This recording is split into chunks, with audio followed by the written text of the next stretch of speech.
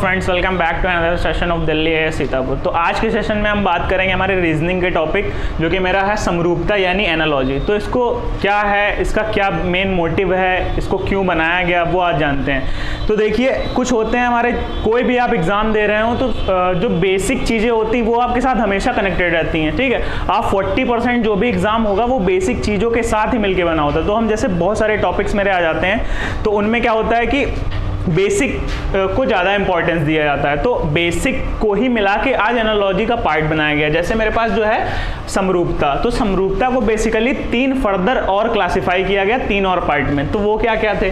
Word based, मतलब शब्दों के आधार पर कैसे समरूपता को बताया जाए। डिजिट बेस्ड, मतलब नंबर के आधार पर। तो जो एक डिजिट बेस्ड है ये थोड़ा सा कॉम्प्लिकेटेड है, बाकी सब इजी है। बस आपको क्या है, थोड़ा सा बेसिक नॉलेज होनी चाहिए इन चीज़ों के बारे में। जैसे कभी कभी पूछ लिया जाता है कि ये कोई पर्टिकुलर इंस्ट्रूमेंट है, मान लिया सपोज, तो वो कौन सी चीज़ को नाप रहा है, ठीक है। फिर एक आगे दे दिया और क्वेश्चन मार्क लगा दिया। तो अब बताइए कि वो जो हमारा आगे वाला दिया गया है इंस्ट्रूमेंट, वो किस चीज़ को नापेगा या कैसे उससे कनेक्टेड है। तो ये चीज़ आती है एनालॉजी में, ठीक है। फिर लास्ट में बात करें अल्फ़ाबेट बेस्ड, तो अल्फ़ाबेटिकल सीरीज आपको इसलिए पहले पढ़ा दी गई क्योंकि आपको कॉन्सेप्ट, मतलब जो एनालॉजी के कॉन्सेप्ट है उसमें ज़्यादा दिक्कत ना हो, ठीक है। क्योंकि यहाँ पे जब चीज़ें उससे ही कनेक्टेड है, जैसे मान लीजिए जम्मू कश्मीर, आपको एक फॉर्मूला बताया था, तो 10 और 11 उसकी वैल्यू थी रिस्पेक्टिवली, ठीक है। तो ये चीज़ें आपकी एनालॉजी में भी काम आएंगी। तो मैं आज लूँगा जो टॉपिक, वो रहेगा पहला वाला वर्ड बेस्ड, ठीक है। तो वर्ड बेस्ड में क्या क्या आता है, जैसे मुझे एक वर्ड दे दिया और दूसरा वर्ड दे दिया, तो वो उससे कैसे कनेक्टेड है। देन आगे एक वर्ड दे दिया और क्वेश्चन मार्क। तो बताइए, जो जिस प्रकार पहला वर्ड दूसरे वाले से कनेक्टेड है, उसी प्रकार यहाँ पे, मतलब जो एक आपको एज अ क्वेश्चन आपको बता देता हूँ, तब आपको ज़्यादा क्लियर हो जाएगा। जैसा मैं क्वेश्चन ले लेता हूँ, जैसे आपने 10th क्लास में पढ़ा होगा, एक उसी पे बेस्ड है, जिसने पढ़ा होगा उसको पता चल जाएगा। स्फिगोमीटर एक नाम का डिवाइस होता है, इंस्ट्रूमेंट होता है, ठीक है। वो क्या नापता है? Blood pressure.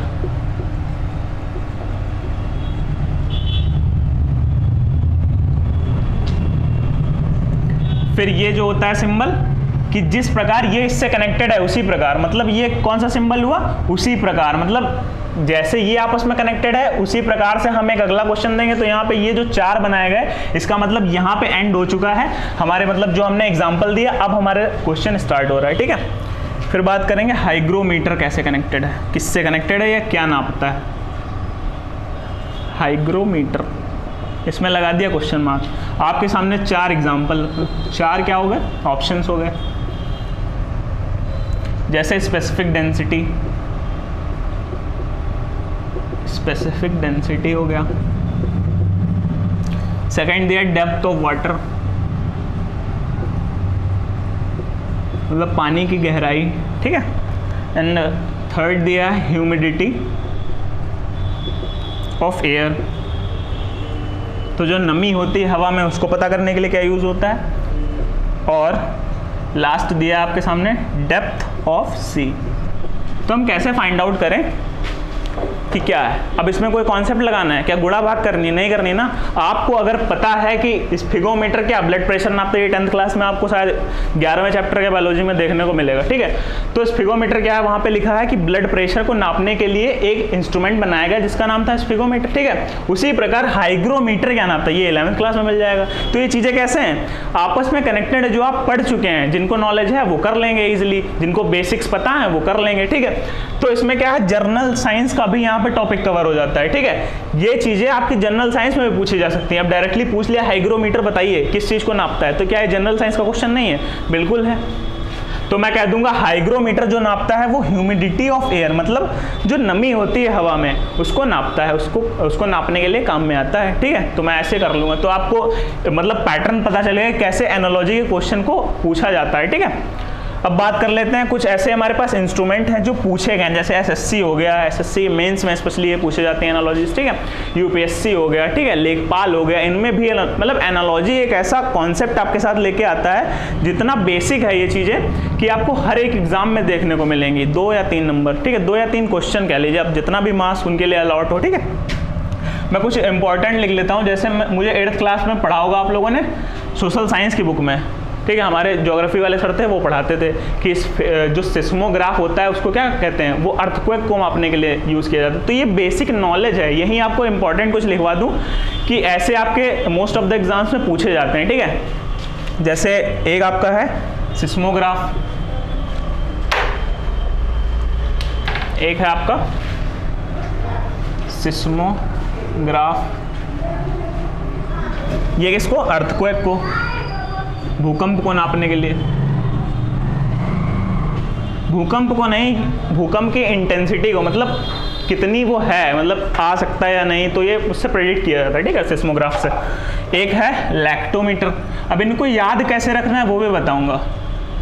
लैक्टोमीटर, अब देखिए लैक्टोमीटर, लैक्टो से कुछ याद आ रहा है, लैक्टोबैसिलस, दही में, दही मतलब कर्ड, तो कर्ड दूध से मिलके बना, तो कैसे याद रख सकते हैं, प्योरिटी ऑफ मिल्क। लैक्टोमीटर यानी प्योरिटी ऑफ मिल्क इससे पता की जाती है। ये आपका क्या है, इंस्ट्रूमेंट है या डिवाइस है, इंस्ट्रूमेंट है या कह लीजिए डिवाइस है जो कुछ ना कुछ मेजर करता है। ठीक है,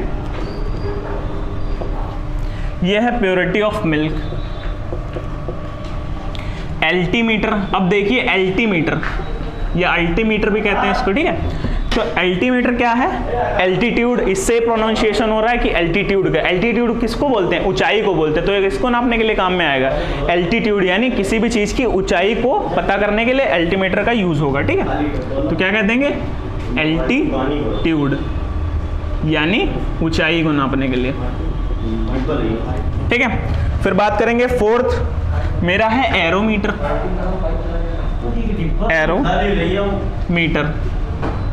ठीक है, तो एरोमीटर जो यूज हो, एरो से क्या हुआ, एरो मतलब देखिए एरोप्लेन का प्रोनाउंसिएशन हो रहा है, एयर का प्रोनाउंसिएशन हो रहा है, तो यहाँ पे क्या होगा, ये मास और डेंसिटी को पता करने के लिए किसकी, एरो मतलब एयर की, तो ये क्या हो जाएगा यहाँ पे, मास या फिर डेंसिटी, घनत्व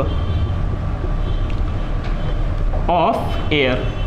मास या डेंसिटी किसकी पता करने के लिए, एयर। अब देखिए इनके नाम के फर्स्ट लेटर से ही पता चल रहा है, जैसे लैक्टो, कर्ड का प्रोनाउंसिएशन हुआ, लैक्टोबैसिलस का प्रोनाउंसिएशन हुआ, तो इनसे क्या निकल के आए मेरे पास चीजें, प्योरिटी ऑफ मिल्क, मतलब मिल्क जो मेरे पास दूध होता है उसकी शुद्धता को मापने के लिए किसका यूज होता है, लैक्टोमीटर का। सिमिलरली मैंने बात की अल्टीमीटर की, आपने एल्टीट्यूड तो बहुत सुना होगा, क्वेश्चन ही करते हैं आप ट्रायंगल वगैरह में, तो एक एल्टीट्यूड भी होता है वहां पे, तो वो क्या पता करता है, ऊंचाई तो बताता है किसी पर्टिकुलर जगह पे, जब आप लाइन खींचते हैं तो क्या बताता है, एल्टीट्यूड ही तो बताता है उसका, तो वो क्या बताता है, ऊंचाई। तो एल्टीमीटर क्या हो जाएगा, एल्टीट्यूड। एरोमीटर क्या हो जाएगा, मास या डेंसिटी ऑफ एयर। ठीक है, तो अगला है आपका क्रेस्कोग्राफ, ये आपको याद रखना पड़ेगा, क्रेस्कोग्राफ। और एक और लास्ट है मेरे पास फैदोमीटर, फैदोमीटर।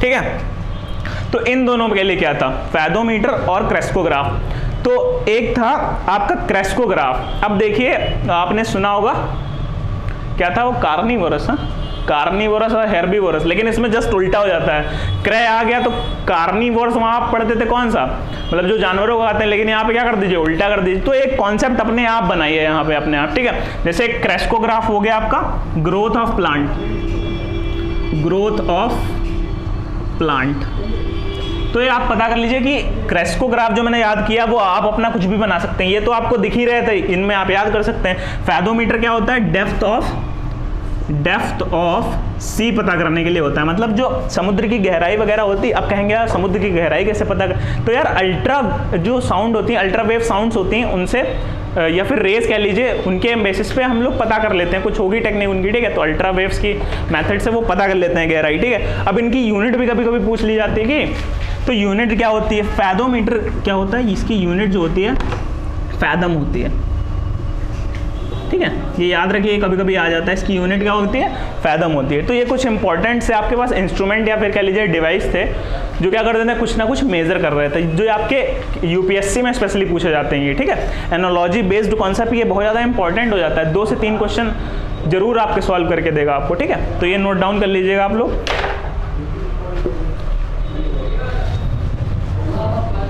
अब मैं बात कर लूँ अगले क्वेश्चन की, तो क्वेश्चन है मेरा अगला सेकंड नंबर क्वेश्चन, कैटल और लो और ये दिया है आउल का, बताइए। मैं इसकी हिंदी भी लिख देता हूं, मवेशी, रंभाना, ये तो उल्लू पता ही है सबको। और पहला है मेरे पास हूट, सेकंड है कू, थर्ड है ग्रंट, चौथा है स्क्रीम। इनकी भी हिंदी लिख देता हूँ ताकि आपको क्लियर हो जाए और ज़्यादा। इसको बोलते हैं हूँ करना, कू को बोलते हैं गुटर गू करना, गुड़गुड़ाना, ग्रंट को, ठीक है। और ये इसको क्या बोलते हैं, चीखना। स्क्रीमिंग तो जानते हैं आप लोग, चिल्लाना, स्क्रीम करना, ठीक है। तो अब बताइए कि अगर मान लीजिए जो मवेशी होते हैं वो क्या करते हैं, रंभाते हैं, ठीक है। अगर आपको इंग्लिश में कंफ्यूजन हुआ करें तो वहाँ पे हमेशा बाइलिंगुअल पेपर इसीलिए रखा जाता है ताकि जो चीज़ें आपको इंग्लिश में ना समझ में आ रही वो हिंदी से कर लें, जो हिंदी में ना समझ में आ रही वो इंग्लिश से कर लें। आखिर क्यों दोनों पेपर बनाए, बाइलिंगुअल क्यों बनाया जाता है, आपको भी सोचिएगा। कोई मान लीजिए इंग्लिश वाला बहुत बच्चा है, अब उसको किसी पर्टिकुलर इंग्लिश की मीनिंग नहीं आ रही है तो वो हिंदी में देख लेगा ना, तो ये एक एडवांटेज हो जाएगा आपके लिए, ठीक है। अब बात कर लेते हैं कैटल। मवेशी रंभाते हैं तो उल्लू क्या करते हैं, जिस प्रकार मवेशी कनेक्टेड है लो से, मतलब कैटल कनेक्टेड है लो से, उसी प्रकार आउल किससे कनेक्टेड है वो आपको पता करना है, ठीक है। तो मैं देख रहा हूँ मवेशी रंभाते हैं तो आउल क्या करता है, आपको पता है आउल क्या करता है, हूँ हूँ की आवाज़ निकालता है, ठीक है। तो क्या करता है, हूटिंग करता है आउल। तो ये आपका क्या हो जाएगा, करेक्ट आंसर हो जाएगा।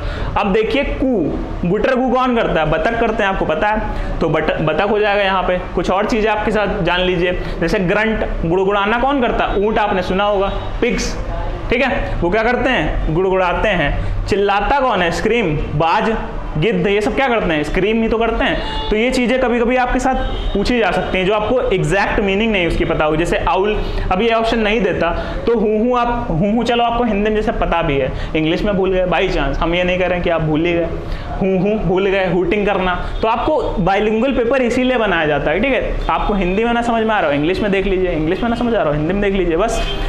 अब बात कर लेते हैं हमारे अगले क्वेश्चन की। कभी कभी प्रोडक्ट और रॉ मटेरियल से भी क्वेश्चन ले लिए जाते हैं। सपोज ये चीज़ मतलब वुड से मान लीजिए फर्नीचर बन रहा है तो बता दीजिए दारू किससे बन रही है, ऐसे पूछ लिए जाते हैं कभी कभी, ठीक। तो उनसे भी देख लीजिए क्वेश्चन। जैसे अगला क्वेश्चन है मेरे पास, हाँ,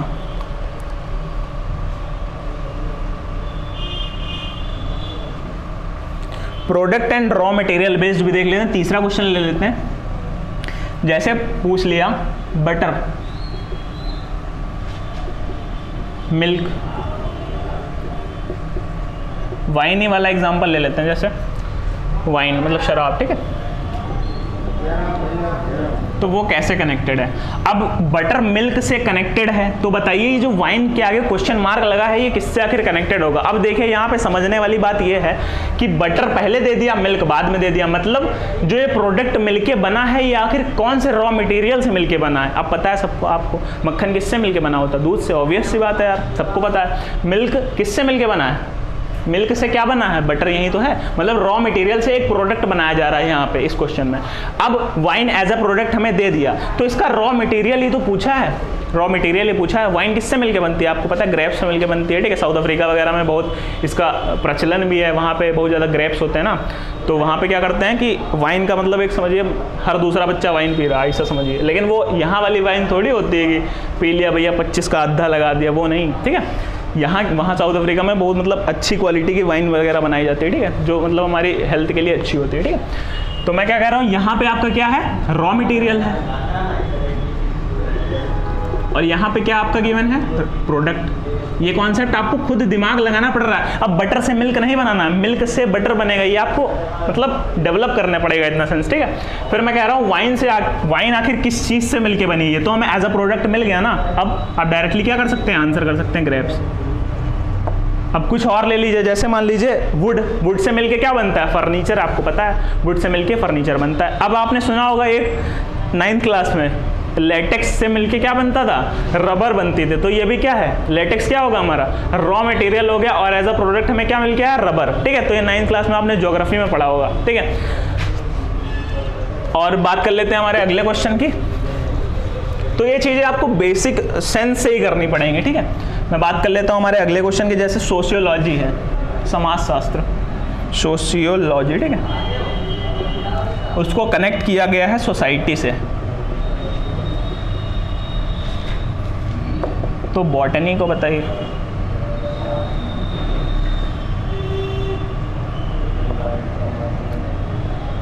ठीक है। तो मुझे पता है यार सोशियोलॉजी क्या होता है, समाजशास्त्र होता है, ठीक है, वो समाज से मिलके बना, मतलब समाज के लिए बनाया गया है सोशियोलॉजी मतलब समाजशास्त्र, ठीक है। ये कनेक्ट करिए, ये समाज है, ये समाजशास्त्र है, ठीक है। ये क्या है मेरा सोसाइटी, सोसाइटी से क्या बनाया गया, एक सब्जेक्ट बनाया गया सोशियोलॉजी समाजशास्त्र, ठीक है। फिर मैंने क्या किया, एक बॉटनी होता है, ठीक है, पढ़ा होगा आपने, पादप होता है कुछ करके, ठीक है, प्लांट से रिलेटेड जहाँ की स्टडी होते हैं उन्हें क्या बोलते हैं, बॉटनी बोलते हैं। तो अगर आपको पता है, जो लोग कर रहे होंगे बॉटनी तो उनके लिए तो हलवा हो जाएगा, ठीक है। जिनको नहीं पता है, इसे कोई लोग हैं जैसे मान लीजिए बॉटनी के बारे में नहीं सुना है, तो क्या करिए, इसकी हिंदी देख लीजिए, पादप लिखा होगा या प्लांट लिखा होगा, पौधा लिखा होगा, वहाँ से एक सिविक सेंस अपने अंदर जनरेट कीजिए कि आखिर यार समाज से मिलके बना है समाजशास्त्र, तो आखिर बॉटनी ऐसी क्या चीज़ है जिससे वो बनी होगी, ठीक है। तो ये आपको क्या है पता करना पड़ेगा जी। ये पता होता है आपको, पादप विज्ञान होता है, पादप विज्ञान होता है, ठीक है। प्लांट की स्टडी करना बॉटनी होता है, ठीक है। तो ये किससे मिलके बना होगा, प्लांट से ही मिलके तो बना होगा, मतलब प्लांट की स्टडी करना क्या, बॉटनी, ऐसे समाज की स्टडी करना क्या, समाजशास्त्र यानी सोशियोलॉजी, ठीक है, क्लियर। इससे कनेक्टेड और कुछ चीज़ें ले लेते हैं एज ए एग्जाम्पल, जैसे मेरे पास आ जाता है हेमेटोलॉजी, हेमेटोलॉजी, कुछ टर्म ले लीजिए इंपॉर्टेंट, जैसे है मेरे पास हेमेटोलॉजी, हेमेटोलॉजी या फिर ई होता है डायरेक्ट, ठीक है, हेमेटोलॉजी। और एक है पेडोलॉजी, पेडोलॉजी, एक लास्ट है प्लेसेंटोलॉजी, प्लेसेंटोलॉजी, ठीक है, हेमेटोलॉजी और एक आपके पास गिवन है पेडोलॉजी और प्लेसेंटोलॉजी। तो आपको हेमेटोलॉजी, ठीक है, हीमोग्लोबिन से याद रख लीजिए, ब्लड याद रख, कुछ बनाइए अपने आप से, चीज़ें क्रिएट करिए, तभी आपके लिए कुछ एक नई चीज़ डेवलप होगी, ठीक है। आपने अपना कॉन्सेप्ट बनाया, सपोज आपने कोई चीज़ कॉपी की, उसमें ज़्यादा आपको मजा आएगा, या आप कुछ अपना अलग बनाएंगे उसमें ज़्यादा मजा आएगा, खुद सोच के बताइएगा। आपको वो चीज़ ज़्यादा जल्दी याद होगी जो आप खुद क्रिएट करेंगे, या आपने कोई चीज़ कॉपी की है वो ज़्यादा आपको जल्दी आसानी से याद होगी। तो खुद चीज़ें आप डेवलप करिए, खुद अपना एक एग्जाम्पल बनाइए। हाँ ठीक है, हमने सहारा लिया, एग्जाम्पल ले लेता हूँ ऐसा, मैंने बुक से पढ़ा, ठीक है, अच्छी बात है, मैंने शॉर्ट ट्रिक्स बनाई उसके लिए, वो हमेशा मुझे याद रहेंगी ना। अब वही चीज़ तो लिख नहीं देंगे एज एग्जाम्पल, हम उसके क्या बनाएंगे, सिनॉप्सिस बनाएंगे, कुछ ऐसे इंपॉर्टेंट पॉइंट्स लेंगे जिनसे हम क्या करेंगे, वो पूरा पेज लिखने में सक्षम हो जाएंगे, मतलब उतना हम कर सकते हैं, ठीक है। तो ऐसी कुछ चीज़ें अपने आप क्रिएट कीजिए। तो मैं हेमेटोलॉजी की बात कर रहा था, हीमोग्लोबिन जैसे मैंने सोच लिया, तो मैं ये ब्लड से कनेक्टेड है, ब्लड से कनेक्टेड है, ठीक है। ये पेडोलॉजी, पेडोलॉजी मतलब क्या होता है, आपने फॉसिल बता रहा हूँ, सॉइल के बारे में पीडो वगैरह कुछ होता है, रखा जाता है, ये नहीं पता है, आप इसे याद कर लीजिए कुछ, या फिर एग्जांपल बताइए, आप लोग कमेंट बॉक्स में डालिएगा, मैं देखता हूँ, ठीक है। पेडोलॉजी से मैंने याद कर लिया सॉइल का, फिर लास्ट प्लेसेंटोलॉजी से मैंने फॉसिल को याद कर लिया, मतलब जीवाश्म, मतलब जो सॉइल की स्टडी होती है उसे पेडोलॉजी बोलते हैं, और हेमेटोलॉजी ब्लड की स्टडी, जो करता होगा उसे तो पता ही होगा। अब जिसने सॉइल वगैरह के बारे में रिसर्च की है या पढ़ाई की है, उसे क्या ये जानने में कोई दिक्कत होगी, पेडोलॉजी वो तो कर ही रहा है, ठीक है।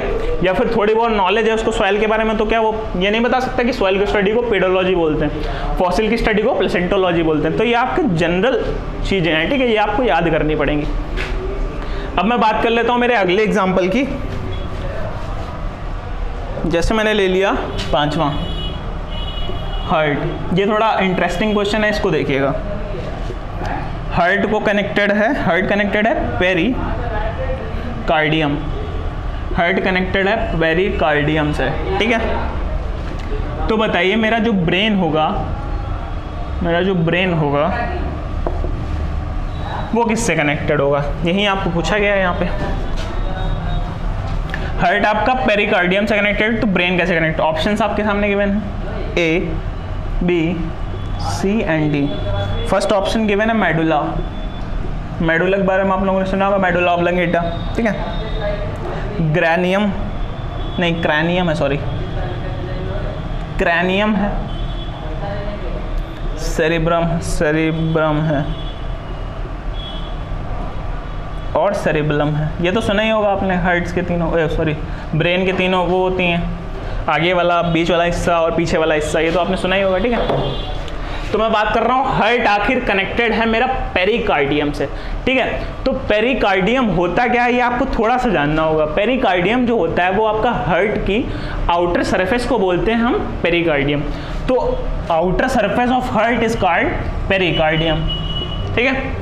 अब पूछ लिया ब्रेन। अब एक बात बताइए, हार्ट से क्या कनेक्टेड था? उसकी आउटर सरफेस कनेक्टेड थी, यही तो बात कनेक्टेड थी। हार्ट के आगे लिखा था उसकी आउटर सरफेस, तो क्या सेम चीज यहाँ पे नहीं होगी? यही तो मैं उतनी देर से बताने की कोशिश कर रहा हूँ कि जो इससे जैसे कनेक्टेड है वही वाला अगला क्वेश्चन मार्क से कनेक्टेड हो। क्वेश्चन मार्क की जगह पे क्या आपको कोई ऑप्शन फिल करना, बस यही तो काम है एनालॉजी का, समरूपता का। तो ब्रेन की आउटर सरफेस को क्या बोलते हैं? अब आपको पता है ये जो मेडुला सेरेब्रम और सेरेब्रम क्या है, ये तो पार्ट है सर। ये आगे का पार्ट हो गया, बीच का हो गया, पीछे का हो गया, ये पार्ट है। लेकिन एक चीज मुझे दिख रही है यहाँ पे, क्रैनियम। क्रैनियम तो सबसे अलग ही हो गया ना, तो क्रैनियम क्या हो जाएगा इसका? Outer surface of brain. Outer surface of brain is called cranium. Clear? तो ये दो थे मेरे कुछ वर्ड टाइप क्वेश्चंस, ठीक है। आई होप आपको आज का सेशन पसंद आया होगा, ठीक है। आपको क्या करना होगा, जैसे कुछ इंस्ट्रूमेंट है या कुछ बहुत बेसिक नॉलेज एनालॉजी में पूछा जाता है लेकिन गलत हो जाते हैं। एनालॉजी के क्वेश्चन जरूर गलत होते हैं, लेकिन अगर आप चीज़ें पढ़ लेंगे, चीज़ें समझ लेंगे, हर एक क्वेश्चन को डीपली से कनेक्टेड करेंगे, ये याद रखेंगे चीज़ें, तो कभी भी आपके एनालॉजी के क्वेश्चन गलत नहीं होंगे। सो आई होप आपको आज का सेशन पसंद आया होगा। Do like, comment, share and subscribe to our YouTube channel. Thank you.